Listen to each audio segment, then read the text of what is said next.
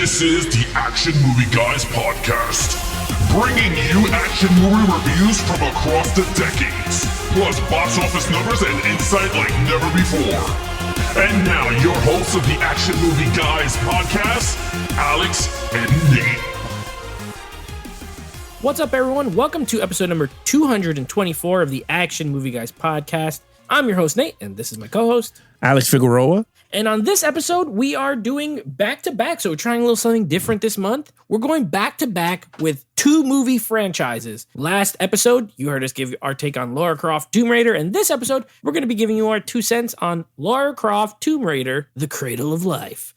This is, of course, the one that is only famous for Angelina Jolie wearing a silver scuba suit. But other than that, is it good? Is it bad? Did it age well? We're going to let you know. Alex, when is the last time you watched this movie? I seen it once. This was pretty much a brand new watch, to be really honest with you. Yeah. I'm going to call it a first time watch, even though it's not. I did not see this one in the theater. So I saw the first one in the theater, and then I didn't go see this one. This came out when I was about 16. Movie going was a little different then for me until I turned 18. So I didn't catch it in the theater. I think I saw it on DVD in like 2005. And that's the last time I watched it. So it's been a good 18 years at least. So this was essentially a first time viewing for me. Now, before we get into it, let's go ahead and you already know, we're going to give you these Rotten Tomato scores now. The last movie didn't do so good. If you remember, it had a 20% and a 47%. But that didn't stop me and Alex from enjoying it. What does this one got? Well, it ain't much better. This one, critic score is up 4% to a massive 24%. The audience score is down 3% to 44%. So the first one was a 20 and a 47. This one, a 24 and a 44. Thoughts? That's not good. Not really. That's really bad. Yeah. That's really bad. And maybe this is why they didn't make a part 3. And I don't think this one was as financially successful either. Yeah, I think that's bad. That's bad. Yeah, so the original film, just if you wanted to know, did gross $131 million in 2001, and this one grossed about half of that, $65 million. So it didn't do much better critically, and it made half the money. With that out of the way, let's go ahead and give you our 2 cents. Now, this one, directed by an Action Movie Guy's favorite director, who's done 2 movies that we loved. His name is Jan De Bont, and he directed Speed, and he directed Twister, which is 2 of our best action movies. But this is a different time. This is the 2000s. That was the 90s. So what did we think? Alex, you get to go first. Lead character, she's back. Angelina Jolie as Lara Croft. She's the best. I'll say this right now. She's the best part of the movie. I'm not giving her the 5 though. Her character took a step back.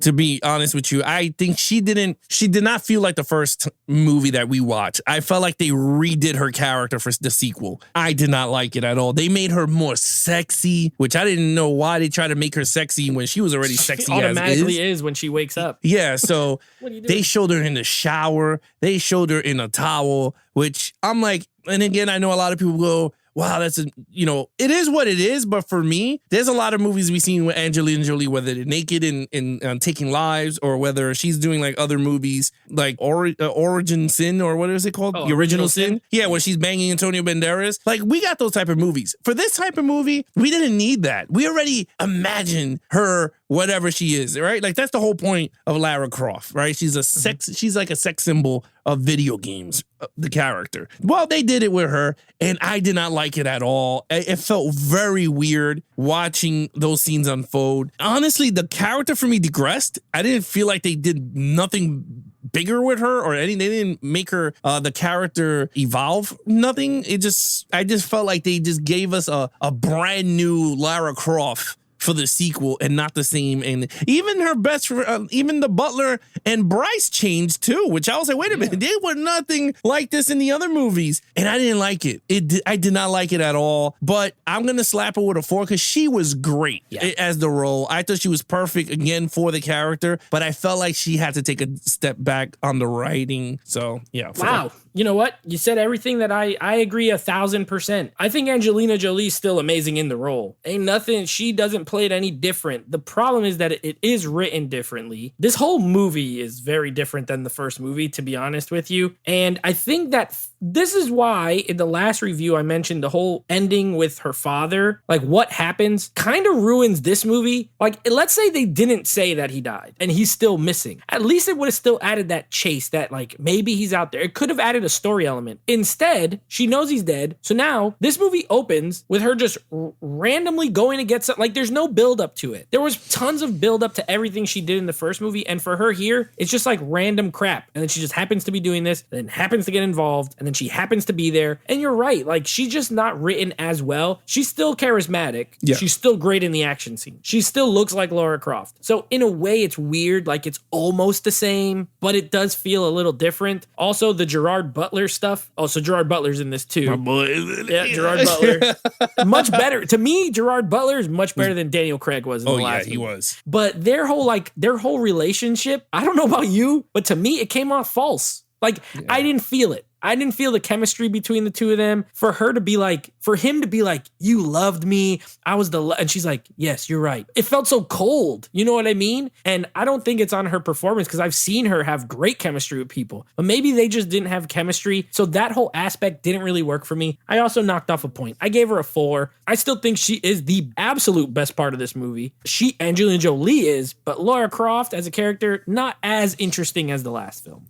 Well, you're right though. I'm sorry. You're right in terms of Gerard Butler and her. I think they did have chemistry. I just think it wasn't written well. Because I thought they were good. I think they were good together in the action sequences. I was like, wow, they were actually worked together well in those scenes. Yes. Yeah. But other than like that love thing, it did not work because it felt forced. Because we all know as fans of the game, she doesn't have love interests. They never talk about that. It's like Indiana Jones. They bang whoever they want, but the whole purpose of it is the adventure. Like, what are they going to get? Why are they going to get it? Like, why are they taking it to the temple or a village or, put it in a museum or whatever? Like, I don't care for love interests for someone that does that type of stuff. It worked in National Treasure with Nicolas Cage. I think we can agree, maybe the first movie shows, like, when people talk about strong female characters, she never gets brought up in the first Tomb Raider. I would wager she is. She doesn't have a love interest in that movie. They almost hint like her and Daniel Craig, maybe,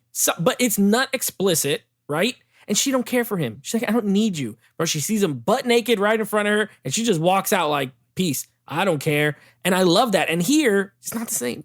She's like, it's not. She got problems, She's like, oh, but I loved you, but and you could tell it's all leading up to what happens with them at the end. You know what I mean? And it just felt forced. I agree. I 100% agree with you. All right, now this time, villain, we got a great actor, by the way, Syrian Hines, who's been in a ton of stuff. Fantastic actor. He's playing some guy named Jonathan Rhys. What did you think of this guy? I like Jonathan Rhys. I thought he was good. I felt like he was a Mission Impossible villain for some reason.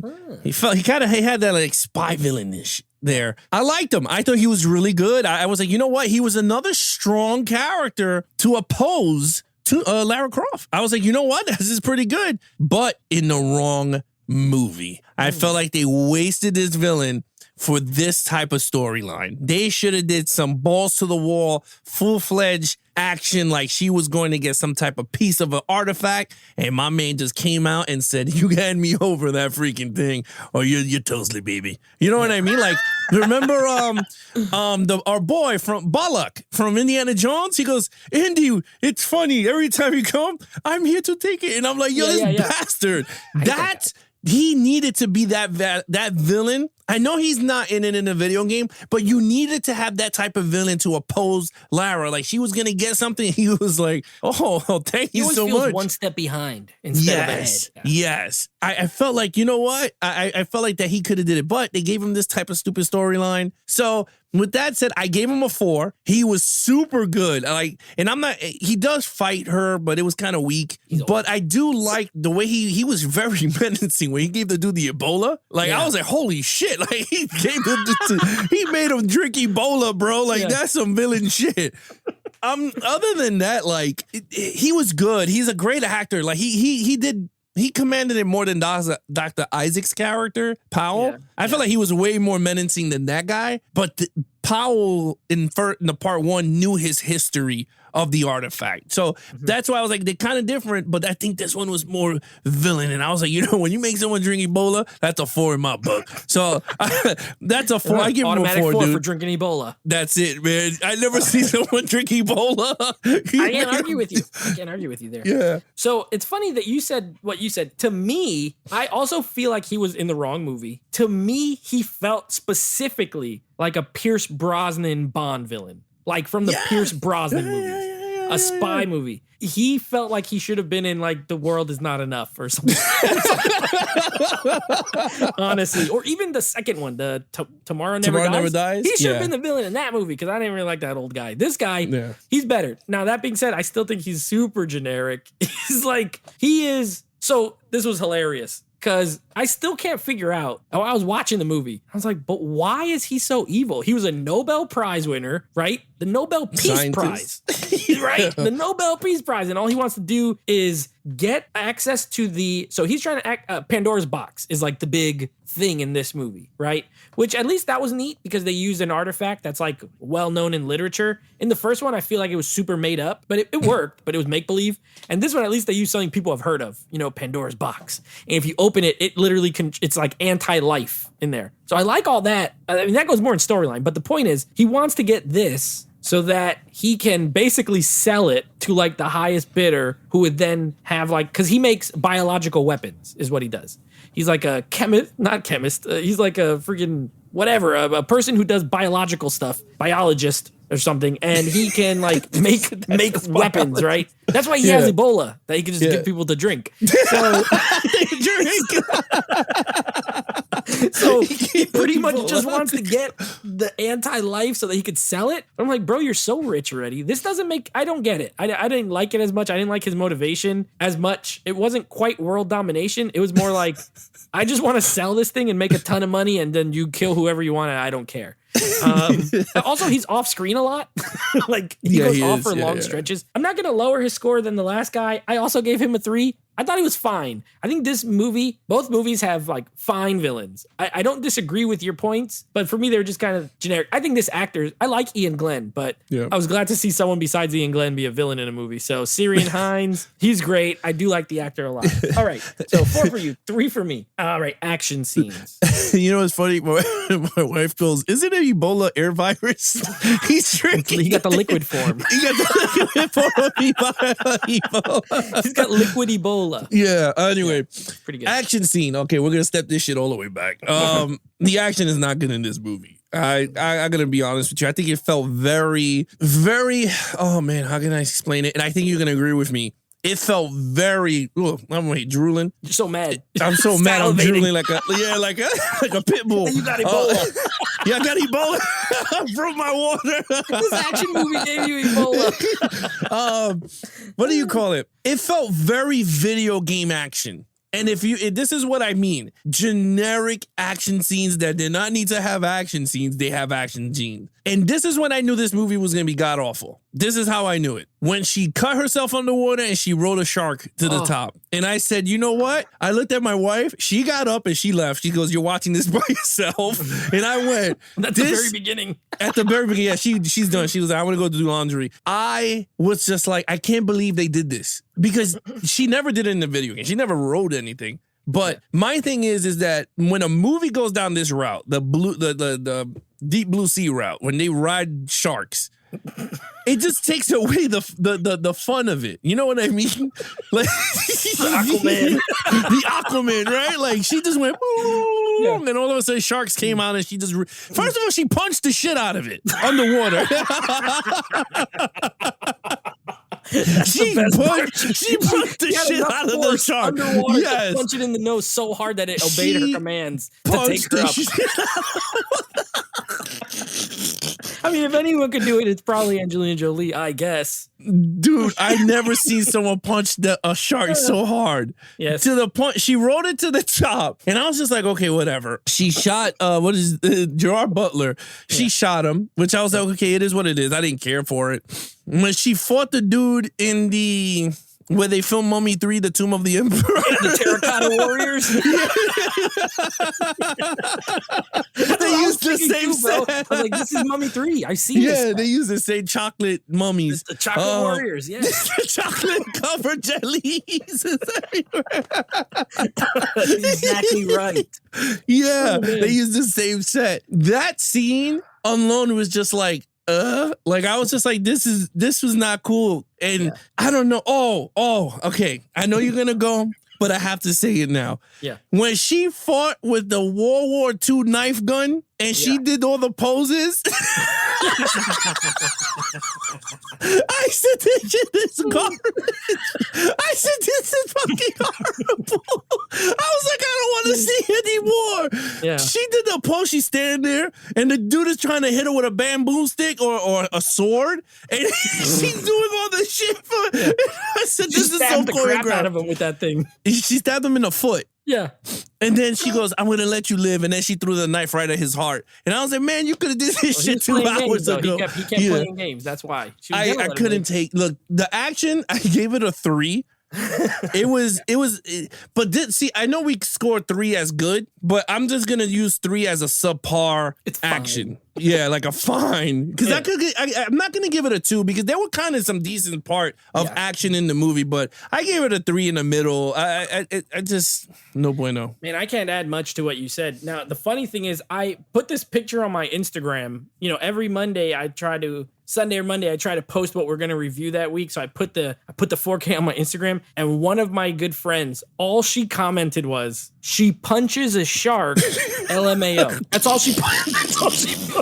I was like, what are you saying? Because at the time, I didn't remember. I hadn't watched this movie in forever. And sure enough, when she punched the shark, and this happens in the first 15 minutes of the movie. Yeah. I was like, what? First of all, when the movie opens with this nonsense earthquake for no reason. At the wedding in Greece? They're playing like this techno music at the wedding. And then all of a sudden the rocks start. Yeah. They start yelling. And they did all this just for the rocks to fall underwater and spell Tomb Raider.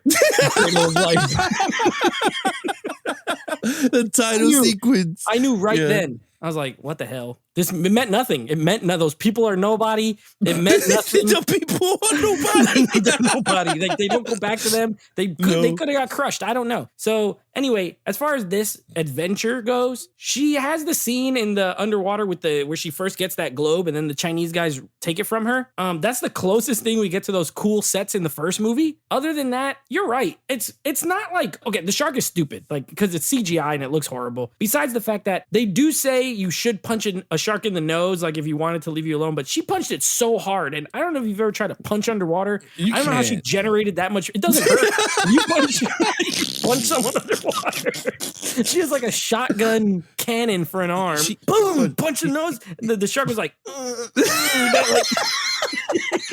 got mad, and then it just let her grab it and took her to the top. Ooh, why would she know it was going to go to the top? How did she know it didn't swim around sideways? Anyway, all that. The rest of the action after that, it's pretty basic. I mean, it's well shot. Jan De Bont knows how to shoot action clearly because Speed and Twister are amazing. Here, there does seem to be a little more CGI than the first movie, which is unfortunate. Most of it is practical, though. You still get a lot of people hanging off of stuff. The hilarious part, too, by the way, where the helicopter's there, and she runs and does the pole vault right into, Gerard Butler's like, hey, what are you doing? And she just runs and launches herself. With the that was bad. Yeah, pretty stupid. A lot more stupid stuff than the first movie, in my opinion. That said, I agree with you at a 3 because it is executed well. It just didn't all work for me, and it's nowhere near as fun or exciting as the first one. But it's competent. This 3, I think that's the word for it. It's competent. They executed it good for the most part, even if what they executed is kind of dumb. But there's enough of it too.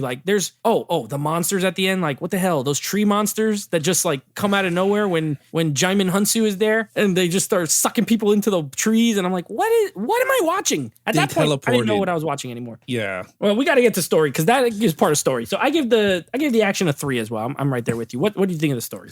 Well, the story, this is where it's going to be shot shot down, bro. It starts to go low here. The story's god awful. It is a god awful story. It is decent. I gave it a 2. It's a 2. Yeah. It had moments that it was pretty good. It has some stuff that was cool. The Pandora box stuff was cool. I was like, you know what? It was a cool premise, but executed very poorly. I mean, when I tell you poorly, this thing was, it was executed very poorly. Other than that, like stories around the character didn't make sense, and I didn't like the love interest with Gerard Butler. I didn't care for that. They didn't utilize her best friends, Bryce and the Butler, more. They used them in the beginning, and then they got paid for like what a day and a half of work because they didn't do nothing. Like on Skype. They're not even there. So that was pretty bad. You know, I thought they're gonna do like. I liked the beginning because they had the Freemasons and they had the Illuminati. I thought this was going to continue that. Like, this is another person from the Illuminati going, you know, you destroyed whatever. Like, when we did the reboot, right? One thing about the reboot that it ended on was the twist that the lady that she signed the contract was the bad guy, right? That she was like, you know, they were using the dad's company to do all this bad stuff. Should have did something like that with here. Because I felt like this movie did not feel like an adventure. I understand just because you throw jungles in a fucking movie doesn't make it look like you're in a. It didn't feel like it. It just felt like a generic sequel to a movie that I'm gonna say now, but it didn't need it. It did not need a sequel. After watching this, I was like, you don't need a 3 because where 3 was gonna go, I really don't know. So I didn't like the storyline. It was very decent. I'm never going to watch this one again. The first one I will watch a lot. I just didn't like they're trying to make her to the sex symbol. That she's already sexy. I don't understand why they need to make her into a sex symbol. And what cringed me was in the beginning, after the Grease meltdown, is when they jet skiing and she's doing flips with the jet ski. I was like, why are you flipping with jet ski? Yeah, that was like a PlayStation 1 moment where you get like 1,000 points for doing a barrel roll in the air. Oh, for no Jesus. reason. Oh, my God. It's like Wave Racer. Hey, I gave it a 2. What are you thought about the storyline? Yeah, I gave it a 2 also. I thought it was not good. I've seen worse, so I'll reserve the 1. But yeah, every if you go element for element, like everything was worse in this. She's worse as a character. The villain is equal. Okay, we'll say equal. But you're right. Like the villain overall, because the other one had Illuminati, which was cool. This one's literally just like a terrorist guy. That's it. Terrorist guy who has mad like henchmen for no reason. Although I do like his lead henchman. That actor's named Till Schweigert. He's pretty cool. He's a German guy. Yeah, he was in Inglourious Basterds and he's awesome in that. And then you have Jaimin Hunsu who pops up. He was cool. I always like seeing him in any movie. But yeah, she's worse. The villain overall is not as cool. The artifact they're going for is not as cool. It's literally a ball that is a map to where Pandora's box is. Whereas in the first one, it could freaking like control time if you put it together and you could like, that's way cooler than the coordinates to something. You know, I'm not a big fan of maps.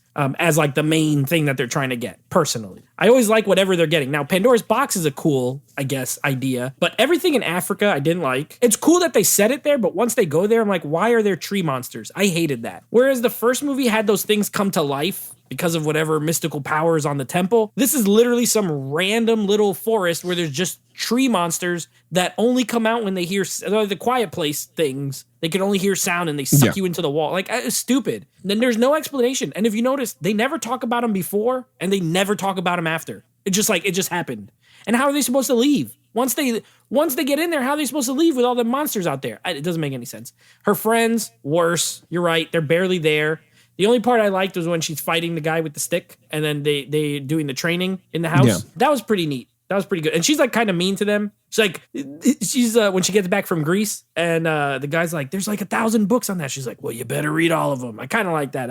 It gave her a little bit of, you know, she was upset because she was never really that mad in the first movie. She was like cool. Well, she lost the 2 guys, her friends, right? From Greece. They killed them. Yeah, they got killed. Who we don't even know who they were, but they were apparently her friends. At least she lost something here, but I don't know. I agree with you. I thought it was worse in every regard. I gave it a 2. Also, too much globe trotting. Like they go to China and they go to Africa and they go to Greece and they go to, it's like, it didn't have to be in her home, which is in England. And my favorite part though, by the way, this is not storyline related, but I gotta say before I forget, when Gerard Butler comes onto that boat and talks Chinese to those people, I laughed so hard because not only is he saying some weird Chinese stuff, he's saying it with a weird voice. He's like, and I'm like, what the heck why did he put his voice so high? Go back and watch it. It's hilarious. No, I already know what you're talking about. I think they dubbed him. It had to be. It didn't even sound like him. No, it didn't sound like him. I think they dubbed him. I don't think he could have said the lines right. And it they just sounded dubbed like him. her when she talked. It definitely didn't sound like him when he did it. So because I think Angelina Jolie is multi-language because I know she does all the peace stuff around the world. So I know she knows some languages. So I don't think Gerard Butler said those lines. No, he didn't. So yeah, we're in agreement. Both give it a 2. Pretty weak. What's your overall? This movie is not good at all. I was looking forward to the sequel. Not anymore. I'm never going to see the sequel again. It's not good at all. I mean, her in the silver suit was actually pretty cool. I thought she was cool. She's riding the dogs. I thought it was pretty cool. I felt like there was some unnecessary stuff when she was like, I got contacts. And then all of a sudden she was like, all right, boys, thanks so much. And then they dropped her ass with the Jeep into Africa. I don't know. I just feel like those scenes wasn't necessary. Or she did the Halo jump. Was it the Halo jump with the airplane? With Gerard Butler? Oh, they did they had parachutes. They did like a parachute jump, which was filmed. It was like 5 minutes long. Like, why are they still falling forever? Yeah, I wasn't too fine with that. The movie was not a necessity. I felt like it was a waste of film. Now, this is what I was going to say with this movie. This felt like Speed 2 Cruise Control. And Jan De Bont also directed that. Didn't it feel like Cruise Control? Like, it just felt like you had her, but she was like the Sandra Bullock without the Keanu. Like, I just felt like this movie felt like that movie. Like, it did not need a sequel. After watching the first one, I'm like, it's a masterpiece. I think it's way better than the reboot, the first Tomb Raider. So this one, I don't like it at all. I thought it was just a waste. They should have got a way better writer to write the Tomb Raider movie. But I have hope for the property. I mean, you know, I know it's going to sound crazy, but you could bring back Angelina Jolie for one more. As like a grizzled veteran. She has a daughter with Daniel Craig, Alex West. I mean, like, you know, like The Mummy Returns, but, you know, you have Alex West who's I'll see Angelina Jolie in anything. So if they did bring her back, I'd watch it. Yeah. Honestly. And then she trains her daughter, and then it'll be like the Avengers of Minnie Croft. That's what we called.